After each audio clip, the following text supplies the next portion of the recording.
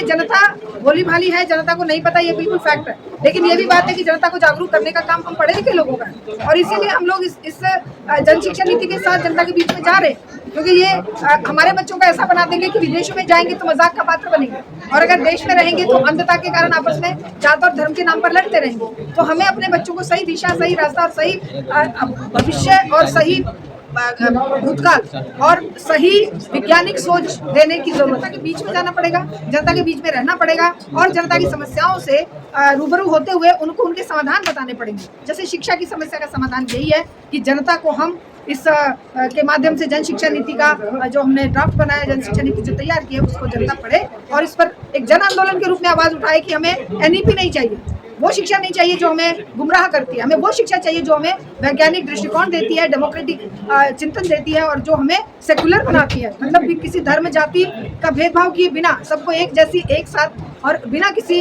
कीमत के एक निःशुल्क शिक्षा हमें चाहिए।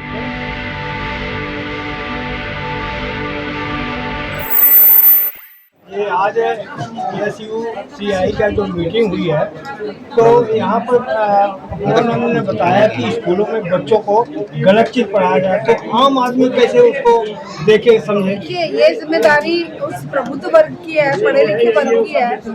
ये जनता के बीच में जाकर कमेटियों के माध्यम से बताए कि जो किताबों में लिखा जा रहा है, क्योंकि किताबें बनाना काम था शिक्षाविदों का, अब किताबें बन रही हैं RSS के द्वारा या कॉर्पोरेट के फेवर में। तो इन सब बातों को लेकर हमें जनता के बीच में जाना पड़ेगा, और ये जन शिक्षा नीति हमने इसी पर्पज से बनाई है। All India save education committee ने ये जन शिक्षा नीति तैयार की है, जिसमें उन सब बातों के लिए जनता को सचेत किया गया है जिनके लिए जनता को खड़ा होना चाहिए, क्योंकि जनता भोली भाली है, जनता को नहीं पता, ये बिल्कुल फैक्ट है। लेकिन ये भी बात है कि जनता को जागरूक करने का काम हम पढ़े लिखे लोगों का है, और इसीलिए हम लोग इस जन शिक्षा नीति के साथ जनता के बीच में जा रहे हैं, क्योंकि ये हमारे बच्चों का ऐसा बना देंगे कि विदेशों में जाएंगे तो मजाक का पात्र बनेंगे, और अगर देश में रहेंगे तो अंधता के कारण आपस में जात और धर्म के नाम पर लड़ते रहेंगे। तो हमें अपने बच्चों को सही दिशा, सही रास्ता और सही भविष्य और सही भूतकाल और सही वैज्ञानिक सोच देने की जरूरत है। मैडम, जनता तो कहते हैं हम अकेले क्या कर सकते हैं? अकेले नहीं कर सकते, लेकिन सामूहिक रूप से जनता एकजुट होकर बहुत कुछ कर सकती है। अभी कल का एग्जाम्पल जो मैंने आप लोगों को बताया कि कल पूरा गांव चांदपुर इकट्ठा हुआ और उन्होंने मजबूर किया व्यवस्था को। डायरेक्टर साहब खुद आकर, डिप्टी डायरेक्टर और एजुकेशन ऑफिसर ने खुद आकर कहा। कैसे हो पाया वो? कोई एक जना कहता तो होता नहीं, सारी जनता खड़ी हुई, सारे गांव के लोग खड़े हुए, महिला पुरुष बच्चे बड़े सभी, और तभी वो सफल हो पाए। यही बात इस मामले में भी है कि जब जब हम आवाज बुलंद करेंगे, लोगों को एकजुट करेंगे और उनको समझाएंगे सही चिंतन के साथ, जैसे SUCI कम्युनिस्ट का ये उद्देश्य है कि सही चिंतन जनता के बीच में लेकर जाना और जनता को समझाना। खाली घर में बैठकर या मोबाइल पर ये करके नहीं होगा, हमें जनता के बीच में जाना पड़ेगा, जनता के बीच में रहना पड़ेगा, और जनता की समस्याओं से रूबरू होते हुए उनको उनके समाधान बताने पड़ेंगे। जैसे शिक्षा की समस्या का समाधान यही है कि जनता को हम इस के माध्यम से जन शिक्षा नीति का जो हमने ड्राफ्ट बनाया, जन शिक्षा नीति जो तैयार की है, उसको जनता पढ़े और इस पर एक जन आंदोलन के रूप में आवाज उठाए कि हमें NEP नहीं चाहिए, वो शिक्षा नहीं चाहिए जो हमें गुमराह करती है, हमें वो शिक्षा चाहिए जो हमें वैज्ञानिक दृष्टिकोण देती है, डेमोक्रेटिक चिंतन देती है, और जो हमें सेकुलर बनाती है। मतलब भी किसी धर्म जाति का भेदभाव किए बिना सबको एक जैसी, एक साथ और बिना किसी कीमत के एक निःशुल्क शिक्षा हमें चाहिए। हम मांग कर रहे थे कि रोजगार चाहिए, तो सरकार तो कर रही है लोन लीजिए और रोजगार कीजिए। देखिए, सरकार तो कुछ भी बोलेगी, लेकिन जो जनता बोलेगी असल बात वही है, और असल बात यह है कि जनता को रोजगार के लिए, शिक्षा के लिए, महंगाई के खिलाफ, बुलडोजर के खिलाफ, और ये जो मनमाना तरीका SIR का लिया, इन सब के खिलाफ लड़ाई लड़नी पड़ेगी, सड़कों पे उतरना पड़ेगा। तो कैसे आप सरकार के क्यों दोष दे रहे हो? सरकार तो करे ही नहीं, आप रोजगार कीजिए। जो कर बेरोजगार है उनके अंदर स्किल नहीं है, और जो आलसी है उनके पास रोजगार नहीं है, बाकी रोजगार तो भरमार है। स्किल किसने नहीं दी? सरकार ने नहीं दी।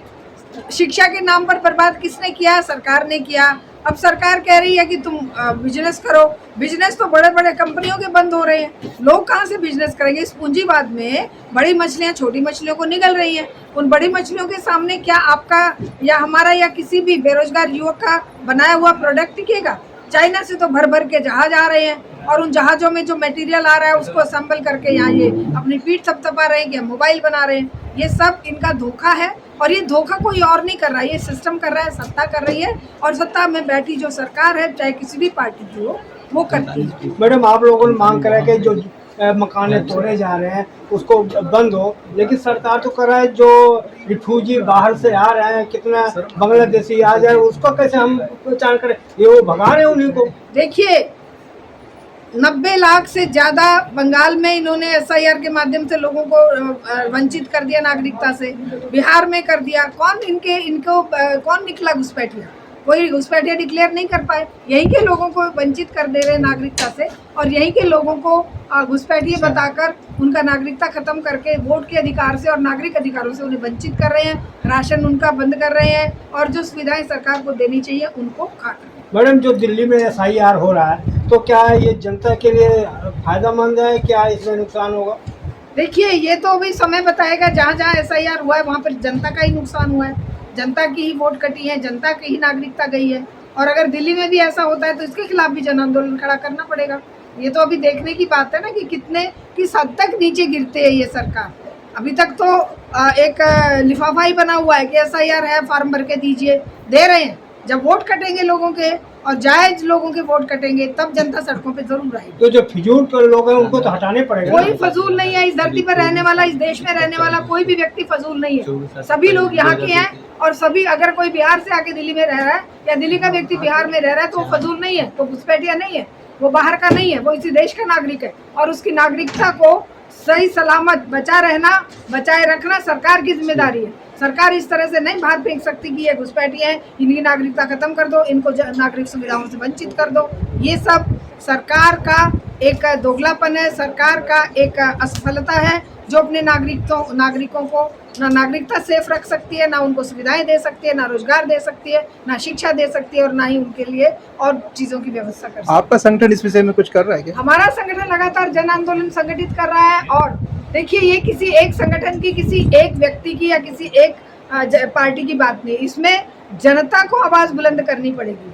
जितनी बड़ी बड़ी क्रांति हुई, चाहे फ्रांस की क्रांति, अमेरिकन क्रांति, चाहे किसी भी देश में देख लीजिए, भारत का आज़ादी आंदोलन जनता लड़ी है ना, कोई पार्टी नहीं लड़ी, कोई एक जना नहीं लड़ा। जनता जब संगठित होती है, जनता जब मुद्दे उठाती है, जनता जब अपने हक की आवाज़ में लड़ती है, तो SUCI कम्युनिस्ट पार्टी का यही उद्देश्य है कि जनता को उनके हक के लिए उनका हक याद दिलाएं और कहें कि आइए मिलकर लड़ते हैं, नेतृत्व हम देंगे, चिंतन हम देंगे, सिद्धांत हम देंगे, सही रास्ता हम बताएंगे। तो आइए हमारे साथ और इस जनता की लड़ाई को जन आंदोलनों के माध्यम से लड़कर सफलता प्राप्त करें। और जब तक जनहितैषी सरकारें सत्ता में नहीं आ जाती तब तक ये जन आंदोलन लगातार जारी है। मैडम, एक लास्ट सवाल।